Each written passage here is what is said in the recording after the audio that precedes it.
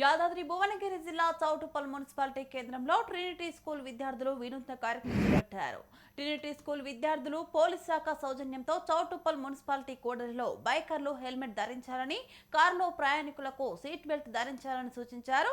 Helmet లేని వాహనదారులకు గులాబీ పువ్వు ఇచ్చి హెల్మెట్ పెట్టుకున్న వారికి చాక్లెట్ ఇచ్చారు. ఇంటి దగ్గర మీ కుటుంబాలు మీకోసం ఎదురు చూస్తున్నారు అన్న ప్లకార్డులతో చౌటుప్పల్లో ర్యాలీ నిర్వహించారు.